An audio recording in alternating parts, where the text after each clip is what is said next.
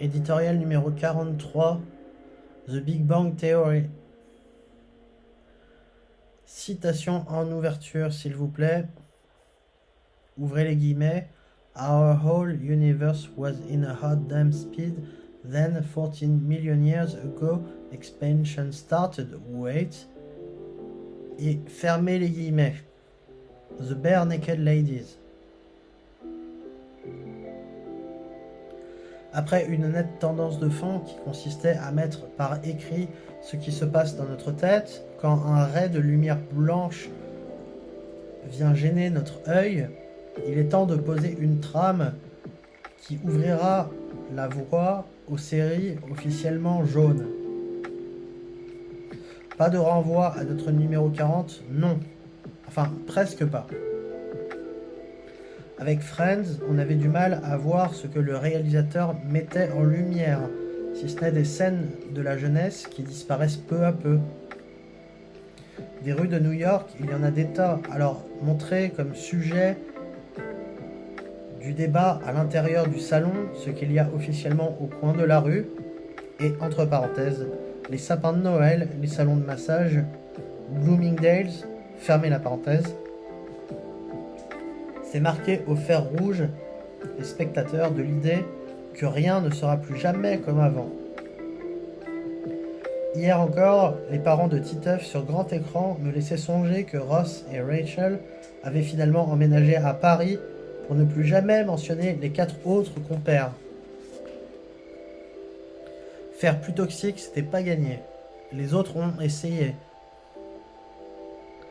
Avec le colocataire le plus lourd en la personne de Sheldon et le tantième américain sorti du casting, mettez toute la mention entre guillemets, mongol ou bien juif, fermez les guillemets, en la personne de Leonard, on ouvrait la voie à une série qui ne cachait pas qu'elle portait sur le génome de la télévision. Avec une action bien portée dans le présent et de passables renvois à leur passé commun, nous étions devant une capacité à faire des va-et-vient ancrés dans de véritables accords sur l'honneur. Rajoutez à cela que le spectateur est le premier témoin des dits magasins de comic book et autres immanquables au cinéma de Pasadena, Californie, et vous avez l'assurance que c'est bien nous qui avons un planning chargé avec nos geeks du programme télé. Vous aviez demandé des jeunes qui ont fait des études poussées, les voilà. Pour reprendre la comparaison avec Friends, 5 des 6 compères font plus preuve de qualité dans leur style ou de compétences transversales très modernes. Seul Ross Geller est l'heureux détenteur du plus haut degré d'un enseignement universitaire. Et ça se voit, il est flanqué au musée ou plus tard à la faculté comme un radiateur, indispensable pour son secteur, inaccessible pour ses amis. The Big Bang Theory décide plutôt de franchir le Rubicon. Avec Rajesh et Howard pour compléter le quatuor, vous avez bien une palanquée de PhD, le doctorat en abréviation anglaise. Seul Howard s'est arrêté au master, mais est astrophysicien de carrière. Ces 4-là sont donc payés par l'université, et ça se voit. Si Sheldon n'est pas officiellement un oiseau, il en a tous les aspects. Sa vraie mémoire éidétique est avant tout de désarçonner quiconque s'adresse à lui, voire à proximité de lui quand il gagne en assurance. En fait, je ne crois même pas qu'il soit le seul Asperger de toute la série. Son assurance à affirmer que les femmes qu'il connaît relèvent du bulbe vide trahit soit une volonté forte de défendre celles qu'il reconnaît comme cas, soit tout juste les mettre derrière lui. Rajesh Kuthrapali, heureux immigré indien qui vient jouer la carte de la concurrence pacifique, qui ne vous volera pas cette octroi-ci pour ce concours-là. plus dans le cas du fixé que du fixeur, il montre bien que, sans tricher, il a accès à ses parents via un ordinateur portable et un Skype, moyennant décalage horaire, pour prouver à Sheldon que sa valeur stellaire est bien celle de 2 personnes, ou bien de celle de gauche, moyennant le brevet qui lui est collé et qui l'appelle maman à côté.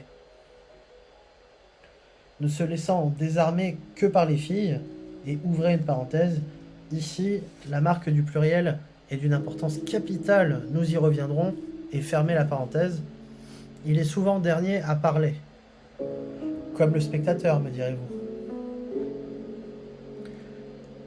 Les premières interventions de Raj m'ont fait rire, mais rire. Souvent servi à la perfection par Howard, on se sent nager, et mettez 2 points.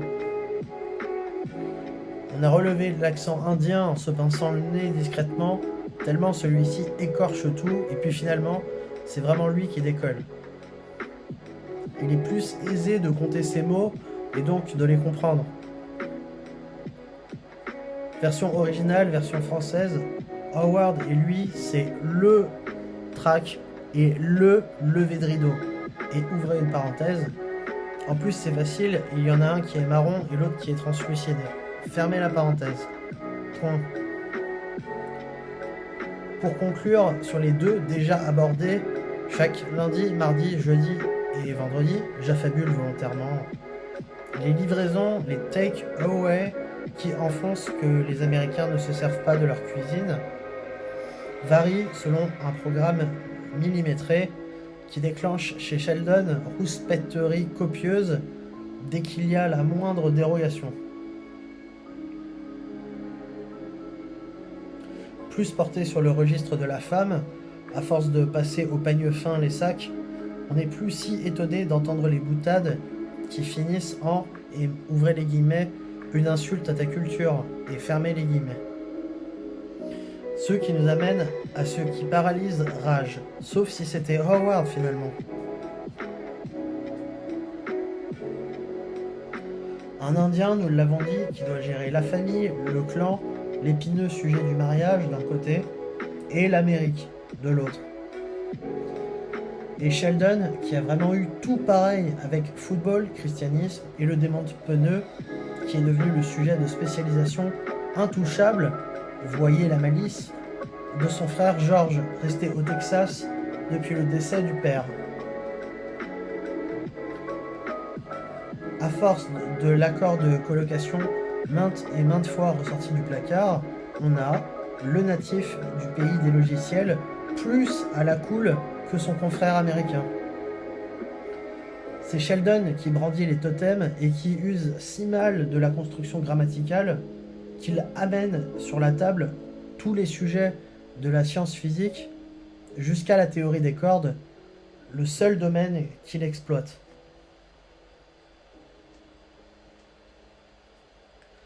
Si on n'a jamais su si Leonard lui avait aplati sa copie personnelle du contrat dans la gueule, tant il était douloureux de devoir céder du terrain, on sait que les 3 là n'ont pas la conscience tranquille. À tel point que la majorité des nœuds de l'affaire sont souvent de détourner Sheldon quelques heures ou de profiter de son absence. J'entends ceux qui disent que le premier fait dans l'immeuble fut une bombe artisanale, un ascenseur immobilisé et le grand risque pour tout le monde d'y passer. Peut-être que Sheldon est le vrai Américain dans une ville qui va trop vite et qui était destiné à mourir s'il ne s'était pas accroché aux autres comme une moule à son rocher. Peut-être que Leonard ou Howard sont les coupables idéaux d'un micro-phénomène qui n'a plus jamais eu de conséquences.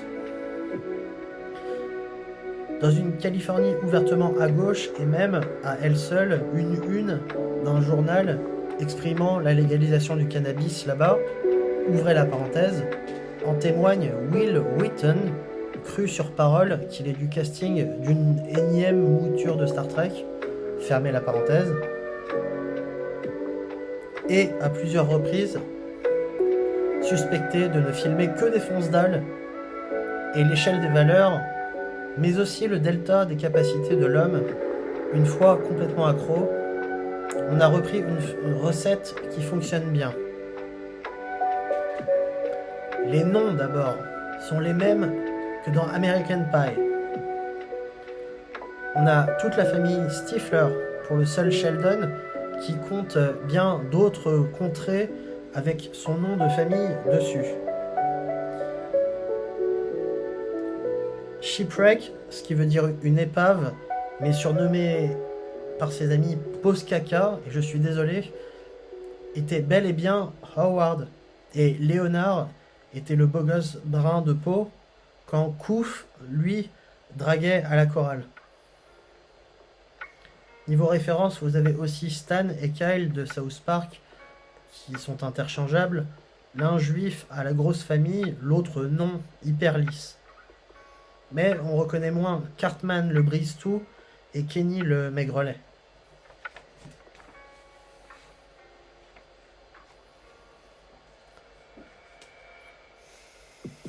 Léonard et Howard sont, du reste, nos 2 maîtres à faire mentir. Il semble que suivre Sheldon intellectuellement ne soit pas une souffrance si lourde que ça, puisque 4 fonctionnaires grassement payés arrivent parfaitement à tenir la cadence des repas au prix de l'or et des frais en fan-fiction qui ne semblent jamais s'arrêter, et des supports ordinateurs, mais pourquoi pas de quelques sorties au laser tag. Entérinant la page médecin, Léonard a bien semblé trouver Penny en chutant d'une étoile, ce que Sheldon est content d'ignorer d'abord. Un cancer? Ou alors le spectateur est averti d'emblée que Léonard a emménagé seul, lui-même croyant à l'Amérique et que Sheldon est dans son poste. Ou nous devant Léonard, au comble de l'horreur. Avec Howard, c'est presque pire, puisque lui semble avoir compris tout cela depuis le début. Il est le premier DVD payant que Léonard insère dans son lecteur. Raj est alors le fond noir de la télé, et tout est projeté autour de la tête de Léonard comme un chocolat qui fond. Digne d'une grippe ou d'une convulsion à cause du froid. Si jamais nous étions la mégère de mer que se coltine Howard, il aurait alors le spectre de Gilles de la Tourette, lui-même un iPod pour moins que ça. Les parents de Rajesh, tous les fichiers à l'intérieur. Plus superbement méta, il n'est pas, puisque si Raj parle dernier, ou ne parle pas aux filles, tout le monde a compris qu'il est l'iOS du MP3 en question et qu'il ne bousille rien du matos. Mais alors, la course à Penny est-elle celle à la Maison Blanche, réservée aux Américains?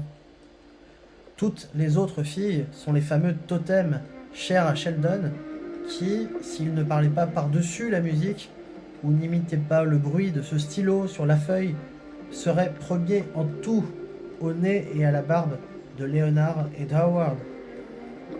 Léonard, le vrai étudiant qui a lâché tout le monde il y a 10 ans et qui n'est plus éclairé que par une lumière bien jaune, en la personne de Penny.